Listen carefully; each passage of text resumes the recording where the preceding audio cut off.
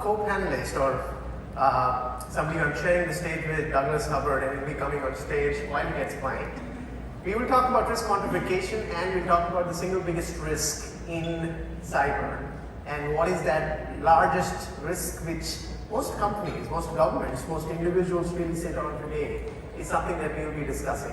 A side note, we will break out into a 45-minute panel discussion towards the later half of the day. So this is more like a trailer. We will deep dive into some of the actual mathematical topics, and Doug, please, of what and how things are. So Doug, if we can get a seat and we get started.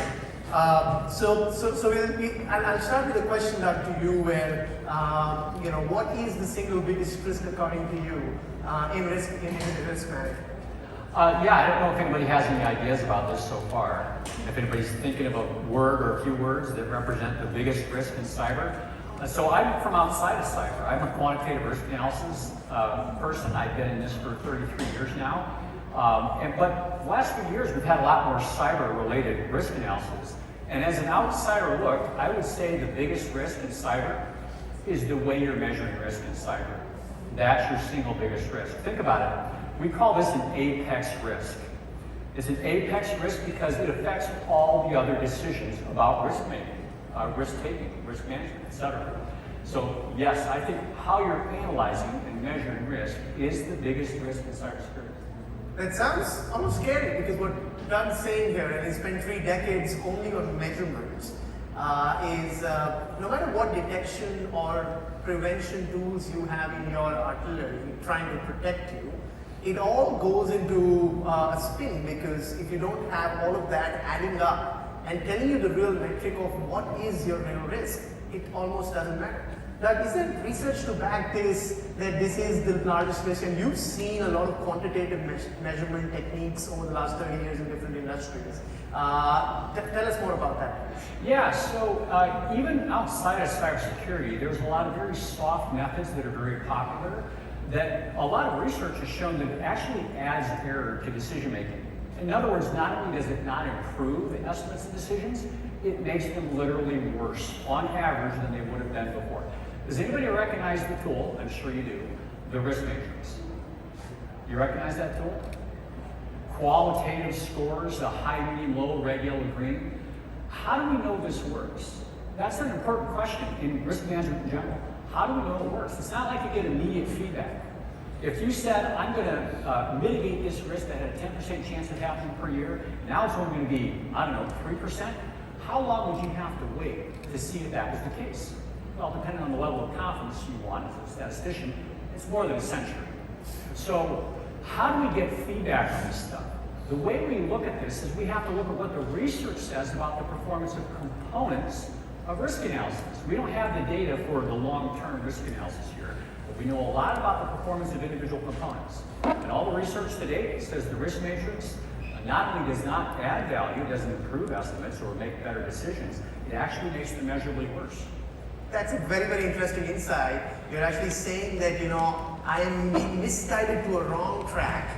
Forget about not going in the right track because of most of the subjective estimations or the methods that are being used today.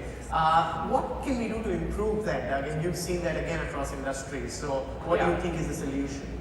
Well, the good news is there's plenty of methods that have shown consistent measurable improvement over expert intuition and qualitative methods. Relatively naive statistical models seem to outperform human experts in a surprising variety of fields. So disease prognosis, the outcomes of sporting events, which small businesses are more likely to fail, criminal recidivism or suicide risk of psychotherapy patients, or which marriages are more likely to last. In each of those cases, statistical models, and I mean there's hundreds of studies on this now, that's not an exaggeration, hundreds of studies showing that simple statistical models with limited empirical data outperform the intuition of the best experts. So it seems like, the jury's in on this. Why do we keep using these qualitative methods so much? That's the interesting thing. Because obviously the risk matrices didn't start with cybersecurity, they were around before that. And cybersecurity sort of adopted them. And a lot of other qualitative methods. There's an important phenomenon I want you all to know about. We call it the analysis placebo. There's been studies in multiple different areas that showed that if you adopt a method that seems structured and formal to you, have you ever heard of a methodology where one of the presumed benefits was that it's structured and formal? Does that sound like a benefit of a method that's structured and formal? Astrology is structured and formal. Okay?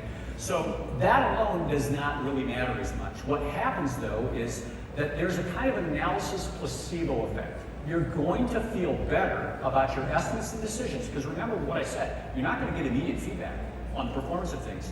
You're just going to feel better about it, even though the research shows that your estimates and decisions didn't actually improve. And this has been done in a lot of controlled experiments, including outside of cybersecurity. So there's a lot of data on this stuff.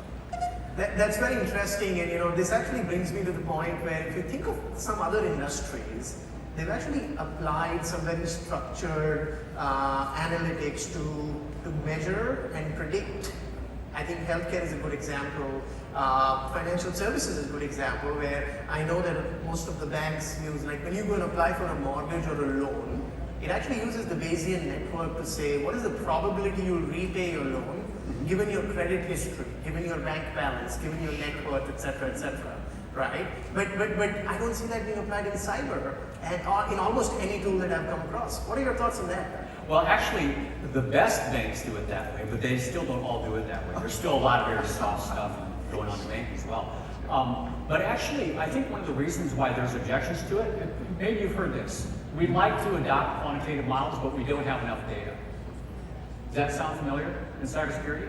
By the way, I hear that from lots of fields, all sorts. Everybody thinks they're unique too, right? Everyone thinks that, well, we're the only field that deals with intelligent actors. Yeah. When I said that, I wasn't thinking about cybersecurity, I was thinking about my defense plans. Sure. So, I mean, everybody says these things that indicate that they believe they're unique in this space. But actually, there's a wide variety of misconceptions about how statistics even works in the first place. If you've ever heard somebody say, we don't have enough data to measure that, that's actually a very specific mathematical claim. And that's a claim for which they've almost never done the actual math. Did they actually compute the amount of data that you would need for an uncertainty reduction? Did they actually compute the economic value of that uncertainty reduction and determine whether or not it was justified? No, they never have. They're winging it every time you ever hear somebody say something like, we don't have enough data to measure that. Maybe you've run across situations that because it's so uncertain, you need a lot of data. Yep. Does that sound like a common assumption? Because it's uncertain, I need a lot of data. Mathematically speaking, just the opposite is true. If you know almost nothing, almost anything will tell you something. That's the way the Bayesian approach takes.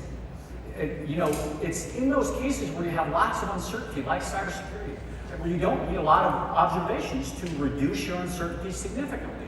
It's actually after you have a lot of data that additional data reduces it marginally less, right? So there's a point of diminishing returns there. So people have an intuition for that, but I think there's a lot of misconceptions. It's not that people need to learn more statistics, it's they actually have to unlearn some things about it that they think are true. There's a lot of common misconceptions. I think the bias of thinking that it's a big data problem. And by the way, there is a lot of data, is what I feel, and I love what you say that you always have more data than you need, and you always need less data than what you think you need. Yeah, so, right. You have more data than you think, and you need less than you think. Yeah. If we're resourceful, we really have a lot of data. Yeah. Here's an area in cybersecurity where you have tons of data. Is reputation hard to measure? The damage to reputation. Do you think that's hard to measure? You technically have all the data when it comes to damage to reputation, because I know this because there's no such thing as secret damage to reputation. Yeah. By definition, they were all public. So think through the things. What's the publicly available data that tells me something about what are the consequences of damage to reputation? And the good news is there's been analytics on this. I've written about this in my fourth book. I know, and that is the exciting part where one of the things that we see, and we work with so many of these Fortune 500 companies, generally most CISOs, CIOs and boards don't have it very clearly defined on what is the roles and responsibility for each one of them. If you think about it, the board's responsibility or the CEO's responsibility is more of a fiduciary type where they need to ensure that risk is being managed. The CISO's job is not to own cybersecurity. Their job is to give a framework to show to the business owners, whether it's the CIO or the CTO, to say, you know what, this is your cybersecurity risk posture, this is the exposure, and based on that, they need to go to the board and say, this is where we stand today, where do you think we should be mitigate the risk by adding more budgets in cyber? Should we transfer the risk by cyber insurance, or do we accept the risk? And acceptance of risk is almost no board that talks about when it comes to cyber. So that again needs quantitative methods. We will be talking more about this as we move forward. So thank you so much. Last for your session. time. Yes, we We'll have dive deeper. one of the latter sessions in the day. So please do come in, and be a part of that. And Doug would be around in our booth signing his book, How to Measure Anything in Cybersecurity. We look forward to that. So thank you so much, and thank you, Doug, for sharing this. Thanks.